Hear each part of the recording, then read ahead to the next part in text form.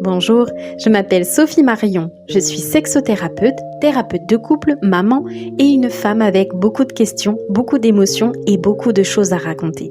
J'ai créé ce podcast parce qu'à défaut d'avoir encore écrit des livres, j'avais besoin de poser quelque part ce que je vis, ce que je comprends et ce que j'observe depuis des années. Ici, on parle de sexualité, de relations humaines, de deuil, d'amour, de corps, de solitude, de reconstruction, mais aussi simplement de la vie. Parfois à travers mon métier, parfois à travers mon histoire. Ce podcast est aussi une trace que je laisse à ma fille. Et peut-être aussi que certaines personnes se sentiront moins seules en écoutant la leur résonner dans mes mots. Je ne cherche pas à être parfaite, je ne cherche pas à rentrer dans une case, et surtout, je ne cherche pas à faire semblant.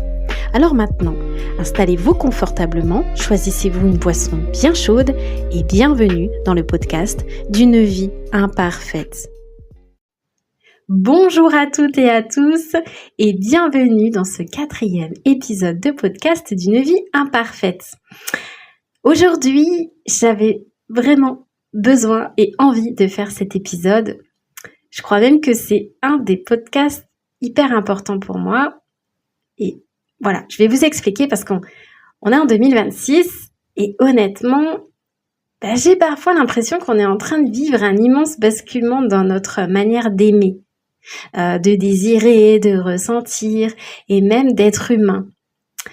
Et aujourd'hui, je vais pas vous parler seulement comme une sexothérapeute.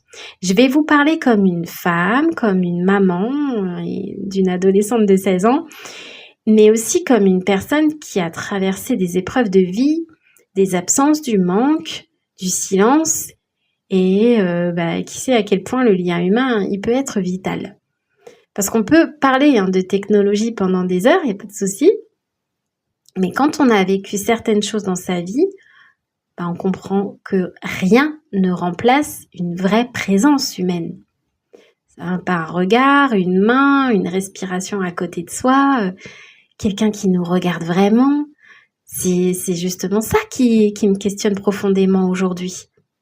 Parce qu'en ce moment, le monde change vraiment très très vite. On parle énormément d'intelligence artificielle tous les jours, des assistants IA, des robots, des compagnons virtuels. Et il y a des choses extraordinaires, je ne dis pas le contraire dans ces avancées vraiment, mais il y a aussi quelque chose qui, moi, me fait peur. C'est ce qui est en train de se passer dans le rapport à l'amour, au corps et au désir et à la sexualité. Parce qu'aujourd'hui, on n'est plus seulement face à des objets sexuels classiques. Alors là, je tiens à le préciser que je parle pas ici des vibromasseurs ou des objets qu'on peut utiliser dans son intimité. Okay, je parle vraiment d'autre chose. Je parle vraiment de systèmes programmés qui sont faits pour parler, pour répondre, pour séduire, pour assurer et puis créer un attachement émotionnel. Je parle d'intelligence artificielle qui sont quand même capables de dire « Tu m'as manqué. Je pense à toi. Je suis heureuse de te retrouver. » C'est troublant. C'est que beaucoup de personnes commencent réellement à s'attacher émotionnellement à ces systèmes. Et aujourd'hui, il existe des applications entières basées sur ça. Des petites amies IA, je ne sais pas si vous avez vu, ou des compagnons émotionnels. Il y a des avatars hyper réalistes aussi. Certaines IA peuvent retenir vos conversations pendant des semaines et donc elles adaptent leur personnalité à vous et à vos goûts et à vos blessures et à vos besoins affectifs. Et honnêtement, parfois ça me glace un peu moi. Parce qu'on commence à entrer dans quelque chose où la frontière entre le réel et la simulation, elle devient floue. Et encore une fois, je ne juge pas. Je comprends même profondément pourquoi certaines personnes s'y attachent. Parce que les relations humaines peuvent faire souffrir. Quand quelqu'un a été rejeté, humilié, trompé, abandonné. Quand quelqu'un ne se sent plus assez beau, assez désirable. Quand quelqu'un a peur du regard de l'autre. Forcément qu'une présence artificielle qui répond toujours gentiment, elle peut devenir rassurante. Il n'y a pas de conflit, il n'y a pas de rejet, il n'y a pas de critique. Et surtout, il n'y a pas de risque émotionnel. Mais justement, est-ce qu'on peut encore appeler ça une relation ? Parce qu'une vraie relation humaine, ce n'est pas quelque chose qu'on contrôle entièrement. Un être humain vivant, ça nous surprend, ça nous résiste parfois, ça nous confronte aussi. Et oui, parfois ça nous blesse aussi. Mais c'est aussi grâce à ça qu'on apprend à aimer réellement. Et aujourd'hui, moi, j'ai parfois l'impression qu'on est en train de créer des relations sans friction. Des relations où l'autre, il devient carrément ajustable, programmable, personnalisable. Et ça me questionne énormément. Parce que dans une vraie relation humaine, l'autre n'est pas un miroir de nous-mêmes. L'autre a son histoire, ses limites, ses émotions, ses contradictions aussi. Et c'est justement cette différence qui va créer la rencontre.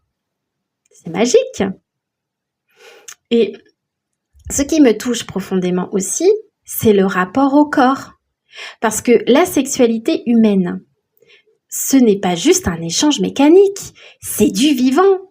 C'est le souffle, les hésitations, les regards, les émotions, la peau, la vulnérabilité. Et ça, une machine peut le simuler. Mais, et là je suis contente, elle ne peut pas le ressentir. Et je crois qu'on oublie parfois quelque chose d'essentiel.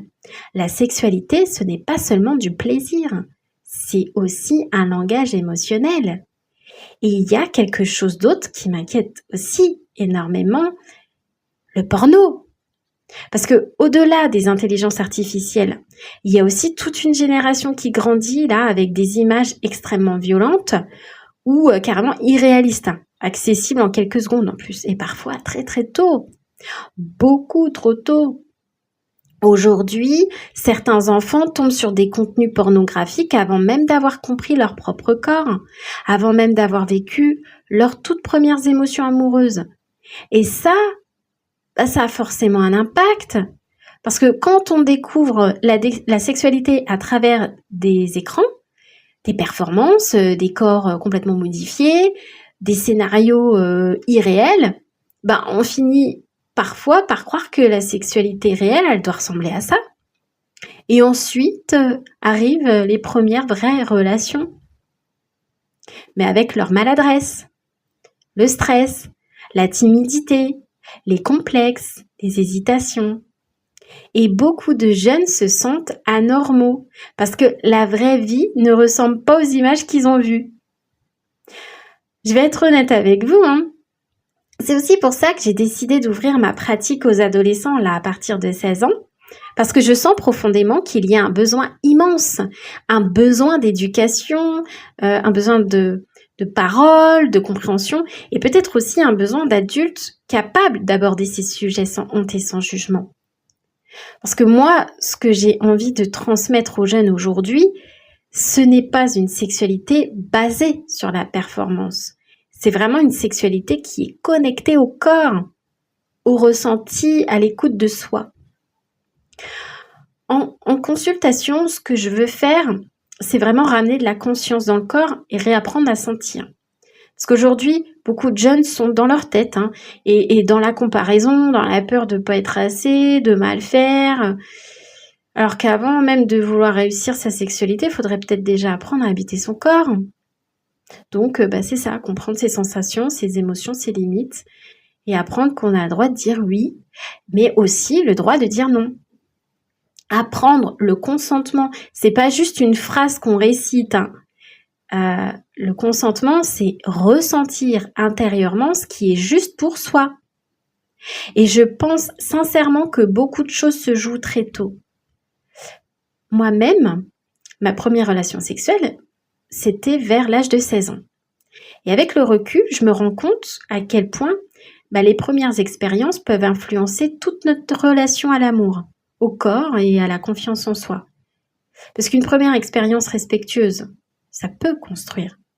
Mais une expérience violente, humiliante ou brutale, ça peut laisser des traces pendant des années. Alors oui, je pense que c'est important d'être accompagné, d'apprendre à prendre son temps, d'apprendre à choisir une personne respectueuse de ses besoins, de ses limites, de son rythme. Parce que la sexualité, ce n'est pas une course. Ce n'est pas une performance, ce n'est pas un examen à réussir. Et peut-être que si certaines personnes avaient été mieux accompagnées plus jeunes, mieux écoutées, mieux guidées, elles auraient aujourd'hui un rapport certainement plus apaisé à leur corps et aux relations humaines. Et peut-être aussi qu'elles auraient moins besoin de chercher refuge dans des relations artificielles ou totalement contrôlées. Parce qu'au fond, ce qui m'importe, moi, dans tout ça, c'est pas de diaboliser la technologie, pas du tout, mais c'est de protéger quelque chose, le lien humain, le vivant, la sensibilité et cette capacité qu'on a encore à ressentir profondément quelqu'un.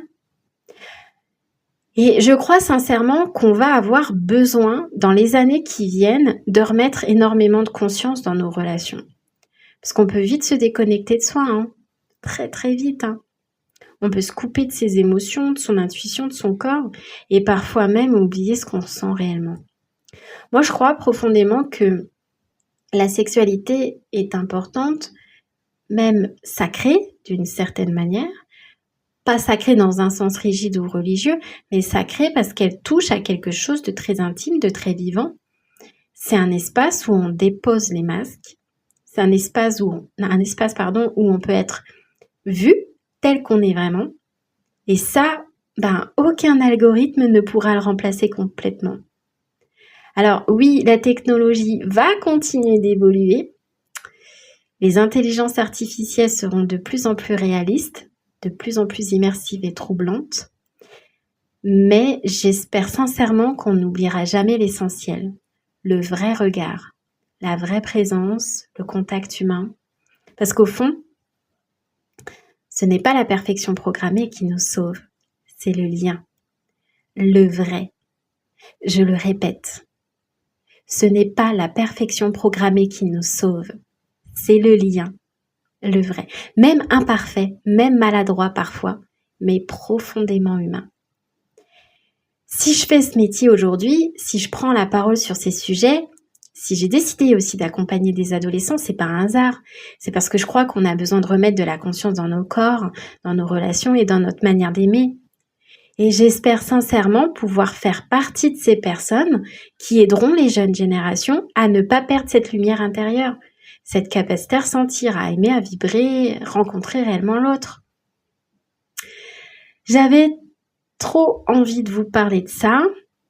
C'était un épisode mini, mais c'était un épisode très personnel et très sensible aussi. Mais je pense que cette parole, elle avait besoin d'exister là aujourd'hui. Voilà. Allez, prenez soin de vous, prenez soin de vos enfants et surtout, n'oubliez jamais que votre humanité est précieuse. Si cet épisode vous a parlé, vous pouvez le partager autour de vous ou lui laisser une petite étoile, un cœur ou un avis. C'est probablement le plus beau soutien et le plus beau cadeau que vous puissiez m'apporter. Si vous souhaitez suivre un peu mon univers, vous pouvez aussi me retrouver sur Instagram, Facebook ou LinkedIn. N'oubliez pas que si vous traversez une période compliquée, seul ou à deux, dans votre vie, votre sexualité ou votre relation, je peux peut-être vous accompagner sur ce chemin. Vous trouverez toutes les informations pour me contacter ou prendre rendez-vous directement dans la description du podcast ou sur mes réseaux. Et surtout, prenez soin de vous. Je vous dis à très bientôt.